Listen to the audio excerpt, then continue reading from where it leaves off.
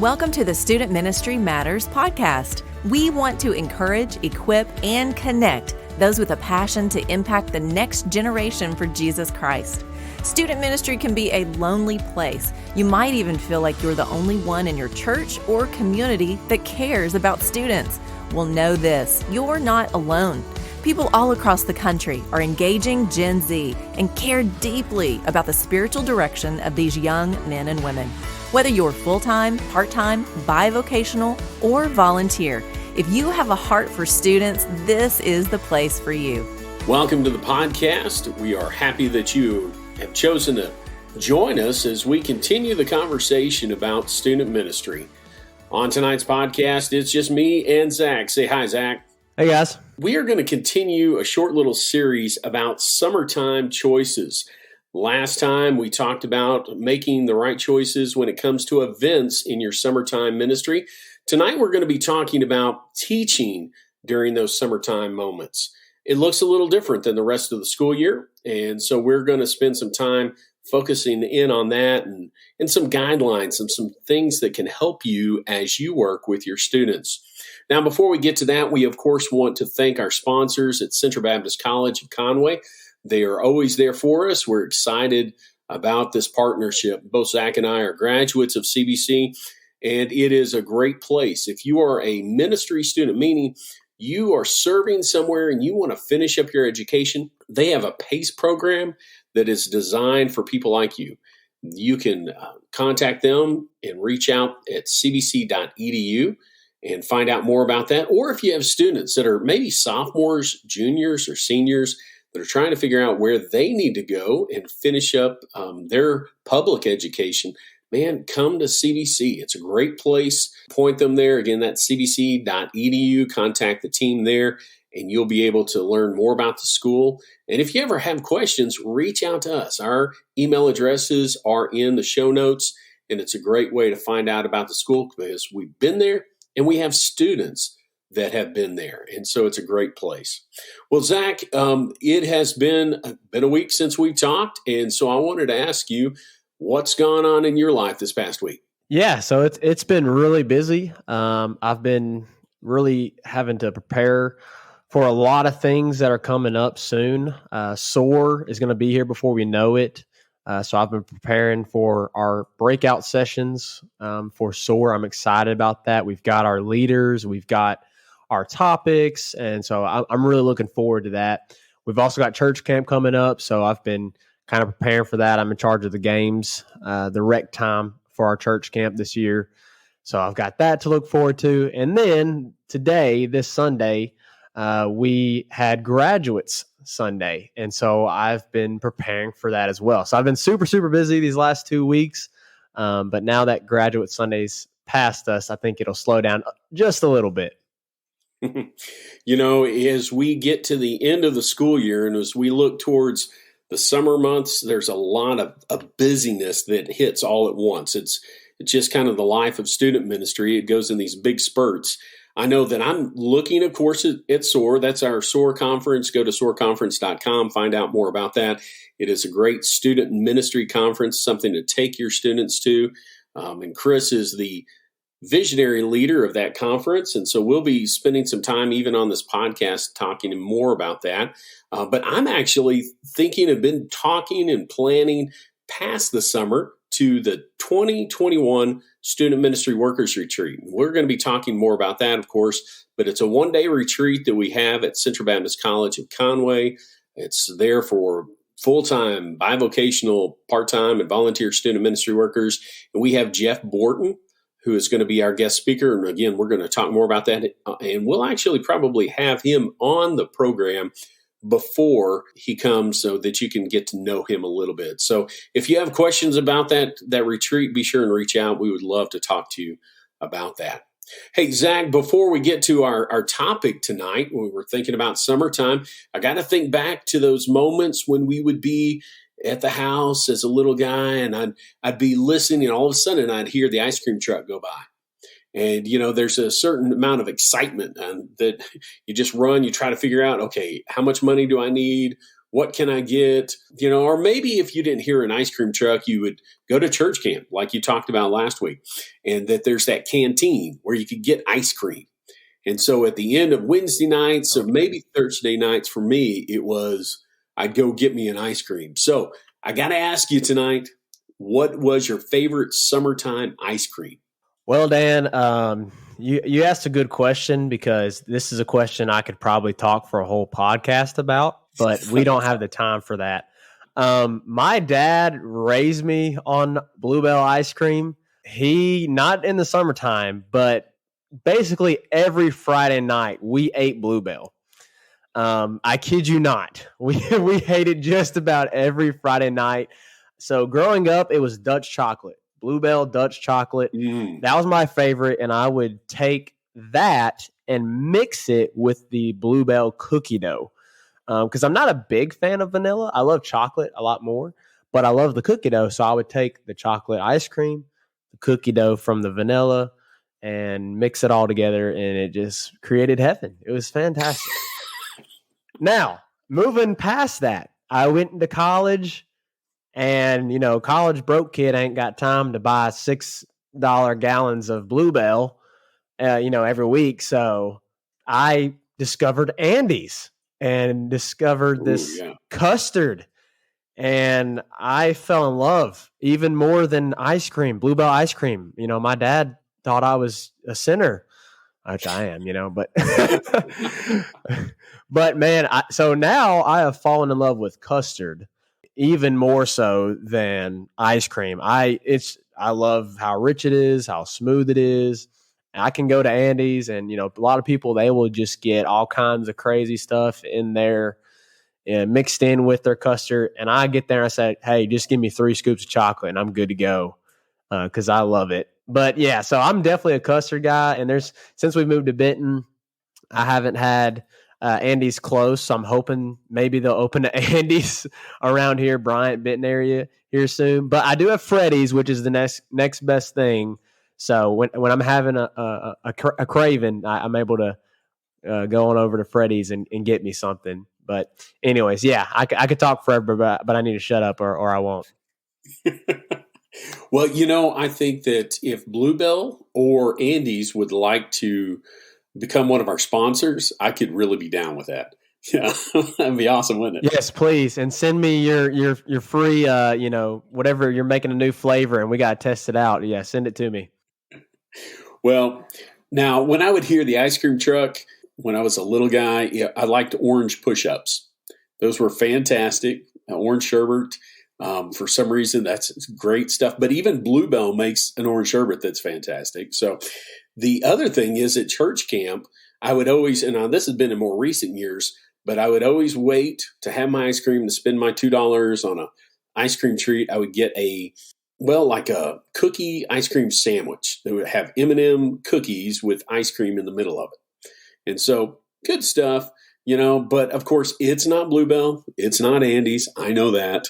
But you got to do what you got to do when you're at church camp. They don't often have just everything we want. So, Well, listen. Typically at church camp, it's $1, Yeah.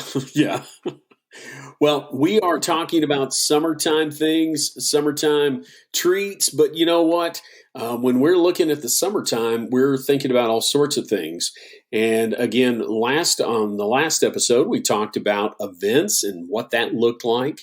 And now we're going to be talking about what your teaching schedule might look like, or some things that can help you as you approach those ideas. Because you know what? It can be a little frustrating. You've spent the year, you've been working through something, and then summertime hits, and summertime can just be a little crazy between everything that you've got to do, plan for, work around. And so we've got some tips. I've got 6 things that Chris shared with me, and as I looked through them, I said, well, they're pretty close to mine too, so we'll just go with those for me. But I did ask Zac to look at some things and think about those. And so, Zac, what are some tips that you would have as we approach our summertime teaching schedule? Yeah, for sure. So for me, I'm sure it might be a little different for some other guys, but probably I'm sure a majority of our guys stick to kind of the same schedule. For me, I like to plan out a lesson or a series that goes through the entire school year, or 2 series that will take up both semesters. And I'll have the second semester ending around the end of May.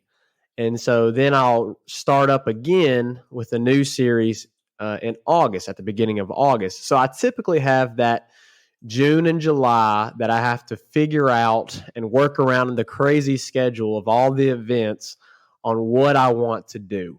And so what I typically do is I like to find one of the shorter books of the Bible. There's a lot of them that are in the mid to latter parts of the New Testament. I mean, you've got, Galatians, Ephesians, Philippians, Colossians, you've got Titus and Philemon and 1st, 2nd Timothy, 1st, 2nd Peter. I mean, all of those, just several of them that are just really small books that you can teach on in a very short amount of time. And if you teach it like I do, when I typically teach a chapter a week for each lesson, it can fit into your schedule a lot easier.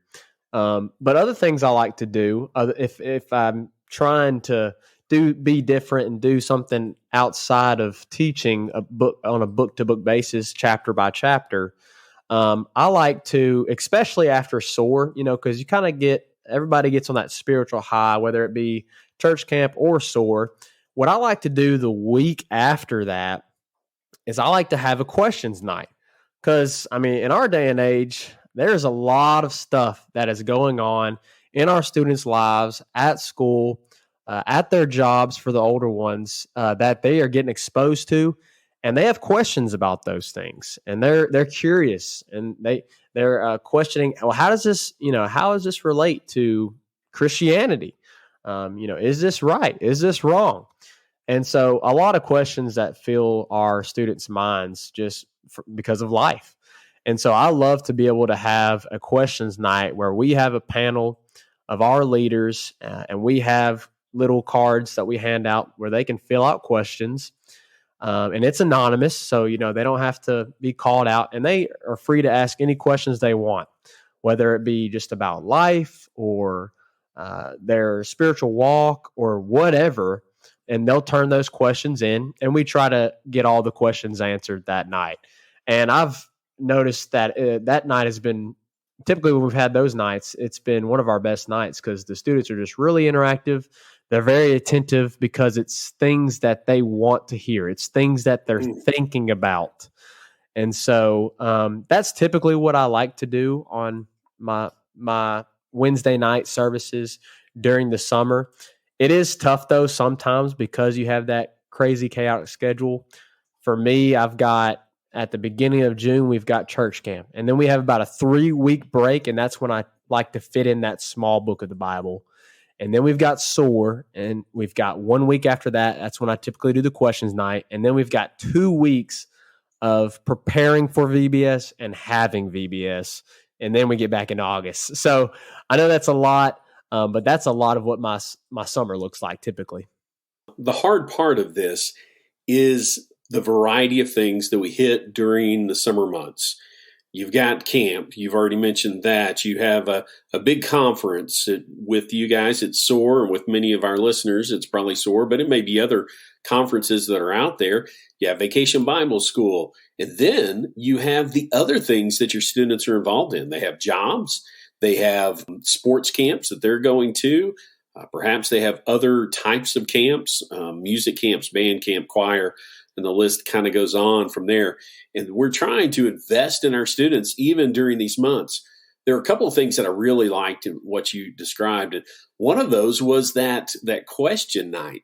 Let me ask you this. Who do you put on that panel? I heard you mention the word panel as you answer those questions. Yeah, so the last time we did it, which we've only, I've done it once at Oak Park, and then I did it twice at my previous church at First Baptist Newark.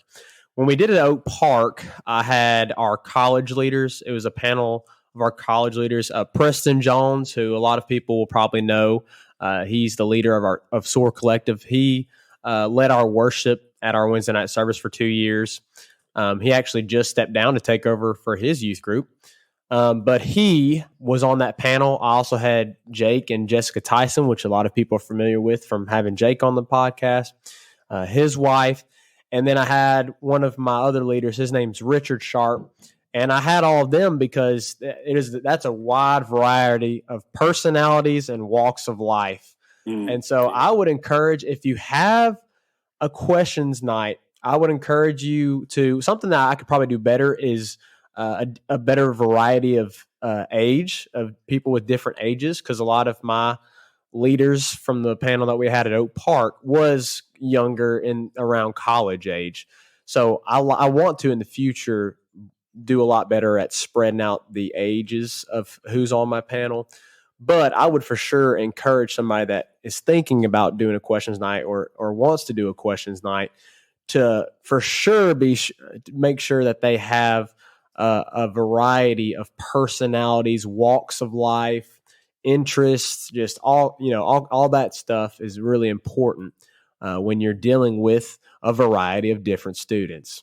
So that's kind of how I set it up for Oak Park. When I did it at Newark, though, I had our pastor join in. I had some prominent ladies in the church. So it was typically actually an older group that I had on the panel. So I've kind of had the best of both worlds, but I think in the future I want to kind of mix those two. I was curious about that. I'm glad you went ahead and mentioned it. The idea of having your other pastors on that panel, that seems like a great idea. But having the blend of ages, they can ask not only biblical and theological questions, but how to handle specific situations. And those college age or a little bit older, they're closer to those things. And we just have to realize that students now are growing up in a different world than we grew up in. And that's even the case. I know that's the case with me because I'm ancient, remember. But you, Zac, even you're what, 25 now? 24 this past Friday.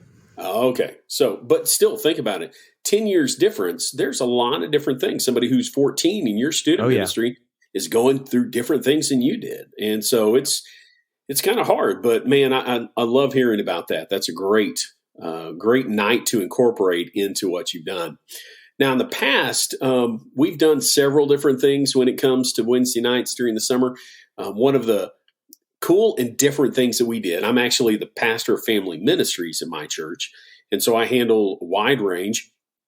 We actually had family night, meaning that we did 10 lessons for the whole family. And I pulled my wife in, who is a marriage and family therapist, and we did some different activities. We had them creating family mottos and family creeds and family, I guess the creed is the best description, but it's that crest. That's the word I'm looking for. So they paint it, they make it. It was just a whole lot of fun with some different things and to create this family spirit. But, there's all sorts of things that you can do. Chris, like I said, had some ideas, and I want to share those because they line up with so many of the things that I've done in the past. The first thing that he talks about is that the summer offers a unique opportunity to teach on a particular issue or a topic. Because of the short season that you have, you can focus in on it. So Chris normally considers what's going on in current youth and culture and intentionally plans a short series that it's going to address it. This year, we're looking at the Olympics, and that's going to play a part for what they're doing there at Garrett Memorial Baptist Church. The second thing that he mentions is plan your events first, then your teaching, which totally makes sense. We're not going to be able to shift around church camp. We go to a specific camp. We go to a specific conference. So we put those things on the schedule and then adjust accordingly. Now, he mentions that there is a reality that maybe your primary teaching time is on Sunday mornings. I know that impacts some of our listeners. But for those of us who teach midweek, we're going to miss Wednesdays when we go, if we're having Vacation Bible School or we're going to a conference, we're going to a camp or a mission trip, or, as the list goes on, we're going to miss those things. The third thing that he mentions is that we should consider, just like you mentioned, Zac, consider a short New Testament letter or an Old Testament narrative to teach in broad strokes. And I like what you're talking about. You're able to teach a chapter a night and give them an idea of what a book is like. You can focus in on it. The fourth thing that he mentions is that we should consider letting our students teach during that time. If you've got some committed students, some students that are ready to maybe stretch their legs in the area of ministry, hey, use one of those nights during the summer. It's going to be a little less attendance than our normal school year. It gives them a chance to speak to maybe a little bit smaller group, but still doing some meaningful work there. Number 5 on his list is to keep the fall in mind. Know where you're going. So you don't want to just take a total left turn. You want to think about if you've got a broader plan scheduled out, then you want to head in that similar direction. I know one of the things that I try to do is I think about my students at the very end of their student ministry. And so I look, okay, am I going to have them for 6 or 7 years? And that may differ because of the age that your kids enter student ministry.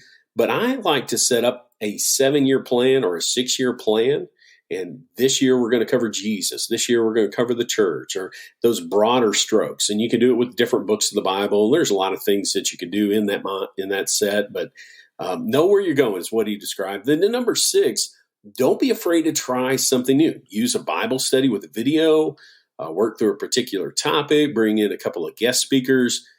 The summer months give you that opportunity. You can try something new. It can fall flat. And you know what? The kids that are coming during the summer months, they're going to be coming either way. I know that may sound a little, maybe even a little harsh, but they're committed. And if you want to try something new, those are the ones you want to try it with. And if you're trying to reach students and they're in the school year, you've got to bring, I don't want to say bring your A game. That sounds so humanistic, but you want to give your best during those times. You got something to add, Zac?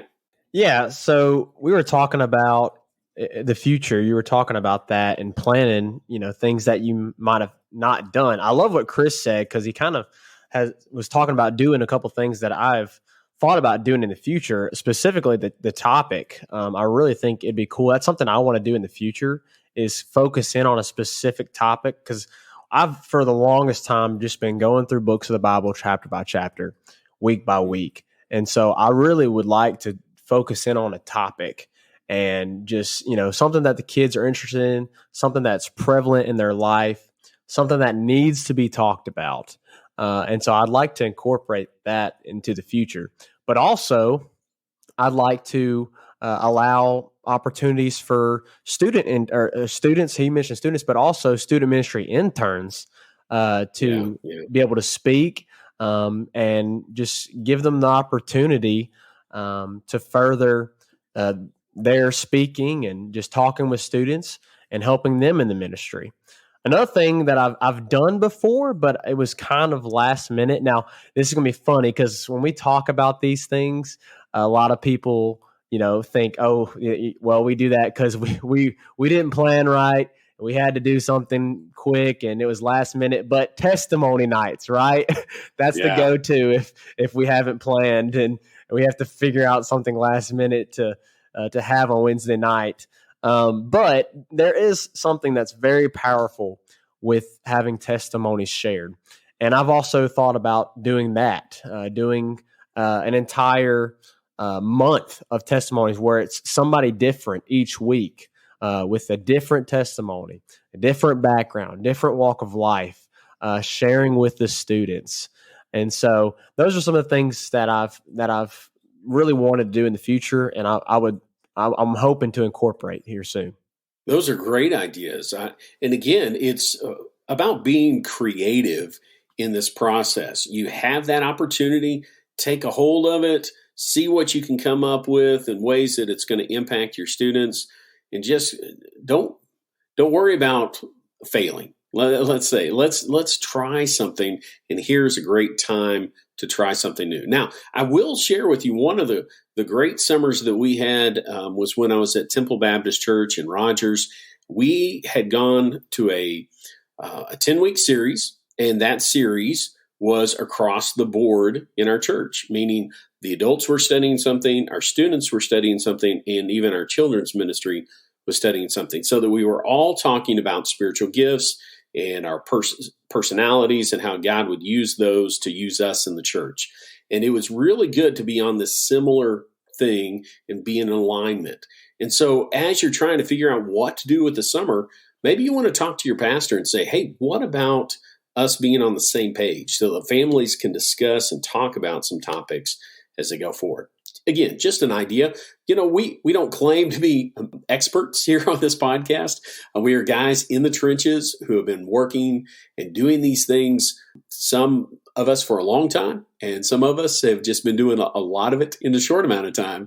And so we just want to encourage you as you look forward and look at your own summer. If you haven't planned something, man, it's the beginning of May. You got to do something. And so think about that, look at your events, and then kind of outline where you're going to head this summer. Well, Zac, you got anything to add to this conversation? Yeah, I just want to say I know a lot of times we typically extend our hand for our listeners to message us and contact us and get some ideas for these specific topics. But I want to reverse that. I want to ask our listeners to send me some stuff, to send Dan and Chris some stuff, because I know I need ideas for the summer, because the summer is just one of those crazy animals you have to deal with in ministry with the schedule and everything that's going on during the summertime. It can get pretty hectic. And so trying to find something that's going to fit your Wednesday night services or your Sunday night services in the summertime, I would love to hear others' ideas. And that is a great word, Zac. We would love to hear from you. So you can email us, you can send us a message through Facebook or Instagram or even on Twitter. We would love to hear what you are studying this summer with your students. And if you have any topics, ideas, thoughts, share those. If you are a part of our Student Ministry Matters community, that is a place where you can interact with other student ministry workers in that Facebook community, and we can share ideas. And so I'd encourage you to join that. Look for it. I'll have a link in our show notes. Well, tonight, again, we've just taken a few moments to talk about our summertime teaching opportunities and schedules and looked at some of the guidelines that we follow and how we approach it. And so hopefully it sparks some ideas for you. We want to provide the best lessons that we can. We know that those are going to be from God's Word, and we want to be speaking to where our students are at. And so all of these things combined work towards teaching our students good, godly lessons from the Word. And so we just want to encourage you to do that. Well, thanks for downloading and listening. And so we'd encourage you to reach out to us. Again, that's info@studentministrymatters.com. And we want to encourage you to keep up the work. Why? Because student ministry matters. Thanks for listening to the Student Ministry Matters podcast. Get connected at studentministrymatters.com or follow us on Facebook and Instagram at Student Ministry Matters. Until next time, keep up the great work with your students because the work matters.